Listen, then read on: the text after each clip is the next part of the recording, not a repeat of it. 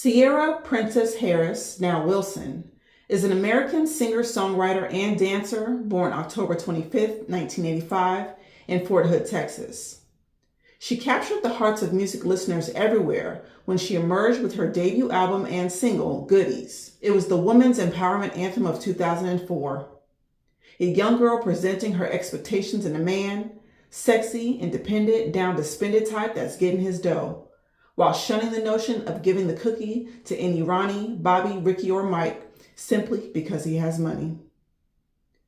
I bet you want the goodies. Bet you thought about it.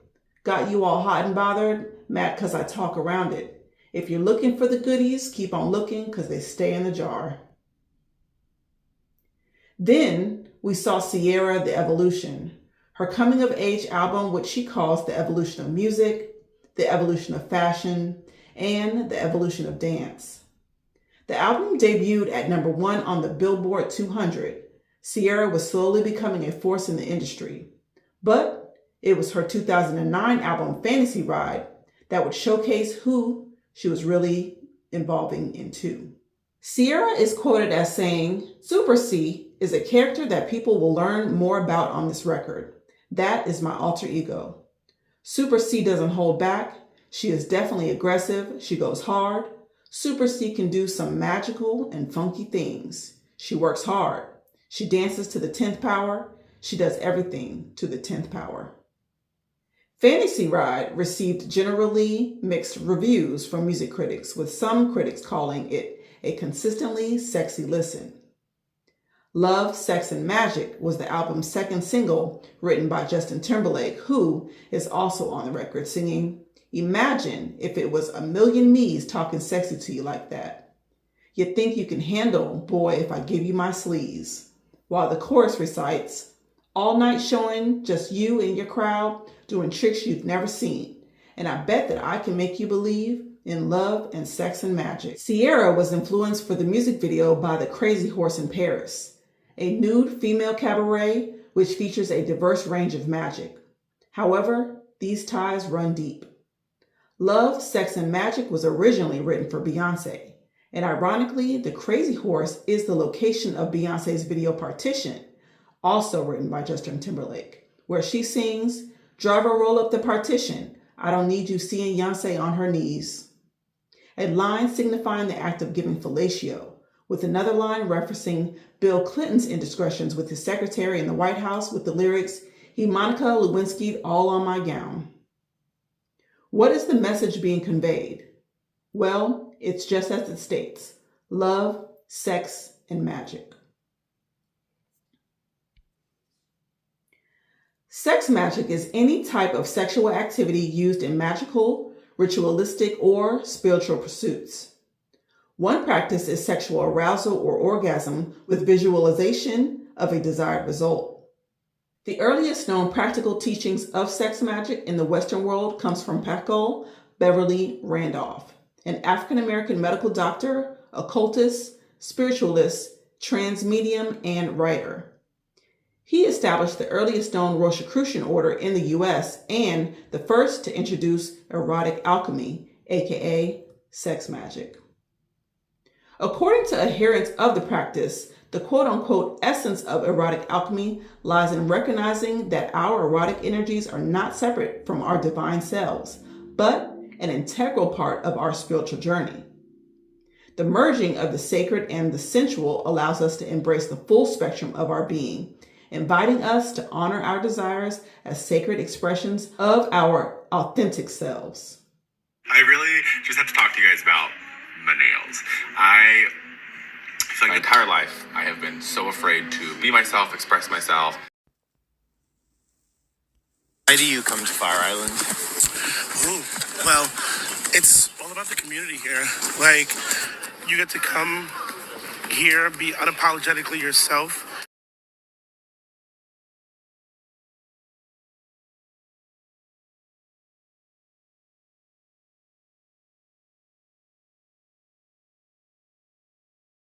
Moreover, by embracing erotic alchemy, we embark on a path of self-realization and self-empowerment.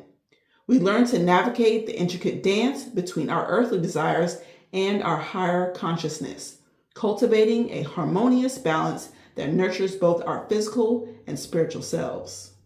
The authentic self refers to the true essence of who you are, characterized by alignment between your thoughts, words, and actions. More specifically, Randolph's theory of sex amplified his theory of mediumship, which he believed did not involve yielding oneself to the direction of a spirit, as most spiritualists suppose, but was instead a strange blending by which the medium could hold mixed identities in a single body. Sex offered the most expansive possibilities for such communion because soul power and sex power are coefficients and codependents. By cultivating their sexual capacities, practitioners could become connected to celestial forces and harness their power, knowledge, and energy. Randolph believed sex magic could increase health, love, the empowerment of women, and children of superior intelligence. He claimed God was both male and female and wrote that church and marriage were impressive forces that could be overthrown with the power of love in a worldwide revolution. Randolph committed suicide in 1875 from a gunshot to the head, although years after his death, a former friend conceded to killing him in a fit of jealousy. Nonetheless, his legacy was said to have influenced the Theosophical Society and the Hermetic Brotherhood of Aleister. The Hermetic Brotherhood of Aleister was an initiatic occult organization which began its work in 1870, becoming public in 1894. The order's teachings drew heavily from the magical, sexual theories of Randolph, who influenced groups such as Ordo Temple Orientis. The Ordo Temple Orientis, or OTO, can be traced back to the German-speaking occultists Karl Kellner, Theodor Reus, Henrik Klein, and Franz Hartmann, who intended the order to be modeled after European Freemasonry. The first head of the order, Karl Kellner, wanted to create an academic Masonica, wherein various rites of high-degree Freemasonry were exchanged with German-speaking countries. After the death of Reus, the English writer and occultist Aleister Crowley assumed control of the order. Crowley made many drastic changes to the OTO while keeping many of the core elements of Freemasonry and the intentions of both Kellner and Reus intact. The guiding philosophy of OTO from this point on became Crowley's self-created occult system, Thelema. Edward Aleister Crowley, born October 12, 1875, was an occultist and magician who infamously founded the religion of Thelema. Thelema is an esoteric spiritual philosophy centered around discovering one's true or pure will. It represents the unique divine purpose of each individual, which he claims transcends mere personal desires or societal expectations. The concept postulates that each individual has an inherent nature which is identical to their destiny that determines their proper course in life. The core teaching of his dictum, the Book of the Law, is "Do what thou wilt shall be the whole of the law," which actually derived from Sir Francis Dashwood's Hellfire Club, Knights of Sir Francis of Wykeham, established in 1746. The club's motto was "Franche ce que tu voudras," "Do what thou wilt." The motto itself came from the novel Gargantua, where at a place called the Abbey of Thelema, that is the only rule. The Book of the Law was often referred to as Liber Al, written in 1904 as the sacred text of Thelema. Crowley claims the book was dictated to him by Aiwass, the voice of a non-corporeal being who he called his own holy guardian angel. Chapter 1 of the book states, "Behold, it is revealed by Aiwass, the minister of Harpocrat," in Egyptian, but in the Greek is Harpocrates, meaning Horus the child. He is the god of silence, secrets, and confidentiality, represented as a naked boy sucking his finger. Harpocrates was seen as the newborn sun, rising each day at dawn, and therefore known as the crowned and conquering child. This is the same Horus, the child of Isis and Osiris, symbolizing the current eon. Crowley describes his encounter in his 1936 book, The Equinox of the Gods, saying, "The voice of Ayahuasca came apparently from over my left shoulder, from the furthest corner of the room. It seemed to echo itself in my physical heart in a very strange manner, hard to describe. I have noticed a similar phenomenon when I have been waiting for a message fraught with great hope or dread. The voice was passionately poured as if Ayahuasca were alert about the time limit. The voice was a very deep timbre, musical and expressive, its tones solemn, voluptuous, tender, fierce, or aught else as suited the moods of the message. Not bass, perhaps a rich tenor or baritone. The English was free of either narrative or foreign accent, perfectly pure of local or caste mannerisms, thus startling and even uncanny at first hearing. I had a strong impression that the speaker was actually in the corner where he seemed to be, in a body of the fine matter, transparent as a veil of gauze or a cloud of incense smoke. He seemed to be tall, dark man in his 30s, well knit, active and strong, with a face of a savage king and eyes veiled lest their gaze should destroy what they saw. The dress was not Arab. It suggested Assyrian or Persia, but very vaguely. I took little note of it, for to me, at that time, Ayahuasca was an angel, such as I had often seen in visions as being purely astral." Crowley admits that Ayahuasca was the god worshipped in ancient Sumer, and later in his book Magic Theory and Practice, he identified Ayahuasca as Lucifer. He recites, quote, "Let names stand as they are to proclaim simply that Ayahuasca, the solar phallic hermetic Lucifer, is his own holy guardian angel, and the devil, Satan or Hadit, the supreme soul behind Rohar-Wat, the sun, the lord of our particular unit of the starry universe. This serpent, Satan, is not the enemy of man, but he who made the gods of our race, knowing good and evil. He bade, 'Know thyself,' and taught initiation. He is the devil of the Book of Thoth, and his emblem is Baphomet, the androgyny, who is the hieroglyph of arcane perfection." End quote. So it was, proclaimed by Crowley, his spiritual calling to usher in the spiritual evolution contained in the Eon of Horus. Since childhood, Crowley had identified himself as the Beast of Revelation, often referring to himself as the Beast 666. In Thelema, the beast is Therion, its name in the Greek. Quote, "Before I touched my teens, I was already aware that I was the beast whose number is 666. I did not understand in the least what that implied. It was a passionate, ecstatic sense of identity." End quote. The number of the beast 666 is significant in Thelema. It is the sum of numbers inside the 6x6 magic square.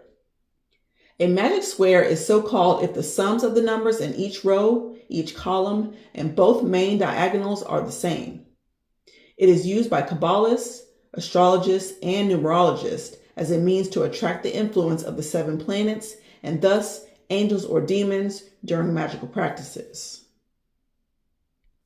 To Crowley, 666 is a solar number, with some occultists such as Lon Milo Duquette writing that the Hebrew word Shemesh for the sun is concealing the number of the beast because its shape is 3 vavs, conjoined together geometrically equaling 6. Aleister Crowley's name in Hebrew also equals 666, as well as Nimrod from Cush and Therion. Crowley's system was based on the magical practices of the Hermetic Order of the Golden Dawn, such as asana and pranayama yoga, rituals of the pentagram, banishing and invocation, Liber Samak, the invocation of the holy guardian angel, Liber Resh, the 4 daily adorations of the sun, sex magic, and Eucharistic rituals of the Gnostic Mass, similar to the Eastern Orthodox Church and the Roman Catholic Church, In magic, it refers to the transmutation of ordinary things, food and drink, into divine sacraments, which are then consumed. The Hermetic Order of the Golden Dawn is a secret society devoted to the study and practice of occult hermeticism and metaphysics, primarily the practice of theurgy or divine magic. It has two major practices of magical arts. Theurgy, the ritual practice of invocation, calling on a deity or spirit to seek guidance or assistance. Theurgia is the science of communion with planetary spirits, the powers composing the hierarchies of being and gods of light. And evocation is conjuring or summoning spirits or demons by use of magical spells. Conjuring spirits of the dead is a practice called necromancy. Thaumaturgy is the other major branch that reflects on the art of performing miracles. Historically, it is associated with the manipulation of natural forces, the creation of wonders, and performing magical feats through esoteric knowledge and ritual practice. At its inception, a woman named Anna Kingsford, along with her spiritual partner Edward Maitland, revived the idea of esoteric Christianity.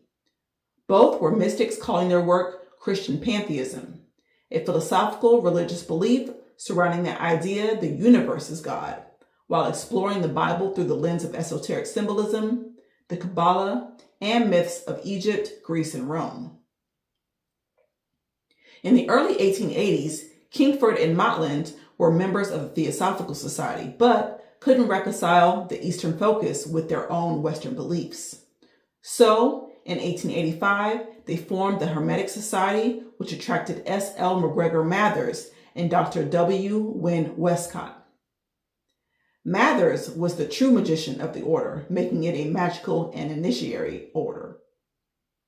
It was English statesman Edward Bulwer Lytton and Anna Kingsford that Mathers got introduced to Helena P. Blavatsky in 1887.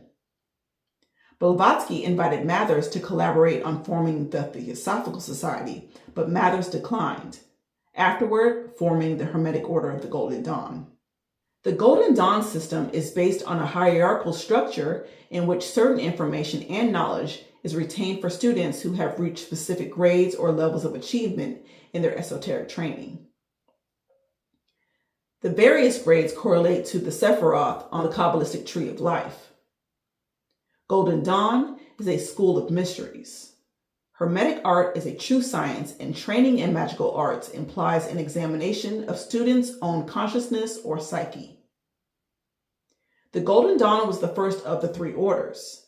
The first or outer order includes Neophyte, Zealotor, Theoricus, Practicus, and Philosophus. The order taught esoteric philosophy based on the Hermetic Kabbalah and personal development based on the four classical elements: earth, air, water, and fire. Between the first and second order is the portal. The second order or inner order is Adeptus Minor, Adeptus Major, and Adeptus Exemptus. The teachings consist of magic, scrying, astral travel, and alchemy. The third order are secret chiefs, the non-physical spiritual hierarchy responsible for operation of morals in the cosmos, with the grades of Magister Templi, Magus, and Illuminatus. There are 3 degrees. The first degree contains the first order, representing the magical stage of purification. The second degree represents the stage of consecration, and the third degree encompasses all grades, representing the magical union where magicians align and commune with their higher self, a term describing an eternal, omniscient, conscious, and intelligent being who is one's real self. This plays into the false concept of Jesus Christ being mystically in all things. Hence, he is called the cosmic or universal Christ by Gnostics, who they claim cannot be separated from Sophia, the Gnostics' personification of wisdom, even seeing him as an androgynous male-female figure.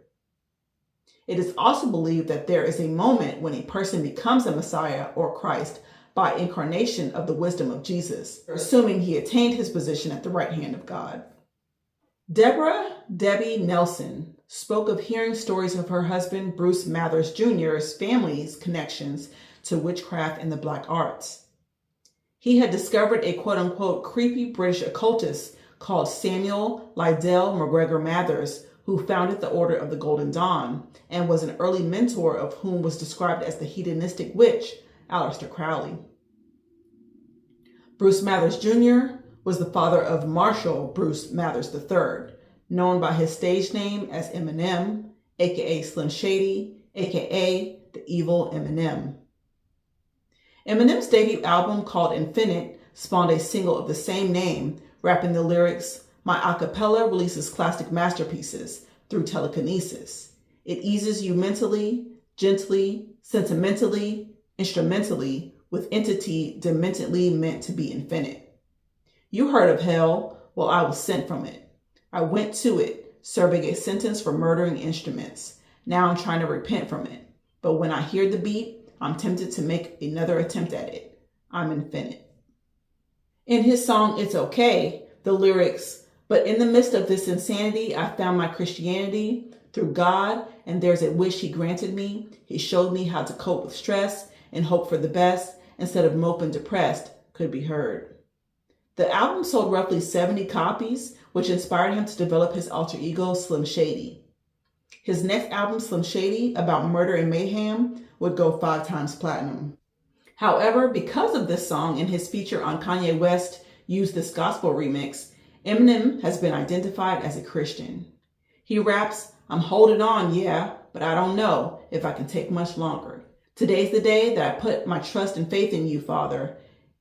In another line, he says, "So my Savior I call on to rescue me from these depths of despair. So these demons better step like a stair, because he is my shepherd. I'm armed with Jesus. My weapon is prayer. Soon as I squeeze it, I'm blessed like sneezes. Call me Jesus." While he finishes his verse with, "Every single day I thank God for, that's why I pay so much homage. Praises to Jesus, I'll always." However, many have reflected seeing pentagrams and satanic imagery at his concerts, as well as chants to Satan in his music, alluding to various forms of witchcraft. In his album, donning the name of his forefathers, Marshall Mathers, he raps about raping and murdering his own mother. As a school, the initiation ceremonies of Golden Dawn are based on mystery plays or ritual dramas in which officers reenact specific mythologies that are essential to Western esoteric tradition. To effect a psycho-spiritual change in the awareness of the candidate, the ritual officers work as a team in initiation ceremonies using magical methods of divine theurgy. If the initiatory process is successful, the candidate will be given an infusion of divine energy and hope. This increased awareness will achieve the completion of the great work. The great work is the process of working the prima materia, or first matter, to create the Philosopher's Stone, otherwise known as the elixir of eternal life. The Hermeticist believes that the Philosopher's Stone is found in sex itself. Thus, Lucifer is discovered in the sexual organs, represented by the Baphomet, the male goat, which is seen as the sexual force. Lucifer is the virile potency which, properly transmuted, allows the intimate self-realization of the being. While the OTO included from its inception the teaching of sex magic in the highest degrees of the order, when Crowley became head of the order, he expanded on these teachings and associated them with different degrees as follows. In the 8th degree, masturbatory or autosexual magical techniques were taught, referred as the lesser work of soul, whereby a common form of ritual uses repeated sexual stimulation, but not to the physical orgasm, to place the individual in a state between full sleep and full wakefulness, as well as exhaustion, allowing the practitioner to commune with their God. In degree 9, heterosexual magic techniques were taught, and in degree 11, anal intercourse magical techniques were taught. Fast forward to 2010, Ciara releases her album Basic Instinct, which produced the single Ride. Ride's music video was well received by critics such as Billboard magazine, but aroused controversy due to its sexual dances and outfits, and was banned from BET and UK music channels. What is my favorite song of yours? Level Up. No. Mom, say the real answer. Do you not know it. say that song. It's Ride! Ain't nothing when I ride it. Ain't nothing when I ride it. Then, in 2013, Ciara surprised her fans with visuals for her song Super Turned Up off her self-titled fifth album. This love to you, so baby come get it, get it. I'm super turned up, boy your love got me super turned up. I can't lie, I'm super turned up, super turned up, super turned up. Draped in a large coat and boots which read Hermetic Order of the Golden Dawn and what looks to be the Roman numerals 14, the number could correspond to what are called the Flying Scrolls. This is not to be confused with the Flying Scrolls spoken about by Prophet Zechariah in chapter 5 of his manuscripts in the Bible. In it, Zechariah looks up and sees a flying scroll and was told by a word of the Lord the length and breadth thereof. It was revealed that, quote, "This is the curse that goes forth over the face of the whole earth. For everyone that steals shall be cut off, as on this side according to it, and everyone that swears shall be cut off on the side according to it. I will bring it forth, says the Lord of hosts, and it shall enter into the house of the thief, and into the house of him that swears falsely by my name. And it shall remain in the midst of his house, and shall consume it with the timber thereof and the stones thereof." End quote. The angel who spoke with him showed him another sight, a woman sitting in the midst of an ephah, which was identified as wickedness. The flying roll in Hermetics refers to a series of papers and lectures circulated among adepts of the Golden Dawn, providing key insights and instructions of practical magic. Topics of the paper include theurgy, imagination, symbolism, willpower, alchemy, Kabbalah, clairvoyance, spirit vision, Hori astrology, divination, magical alphabets, and talismanic images. According to principles learned in the neophyte stage, secrecy and brotherly love are the primary focus. The practical necessity for secrecy in the order is the fact that silence is in itself a tremendous aid in the search of occult powers. The study of the effects of calm concentration finds that in silence, thoughts which are above human consciousness clothe themselves with symbolism and present things to the imagination which cannot be told in words.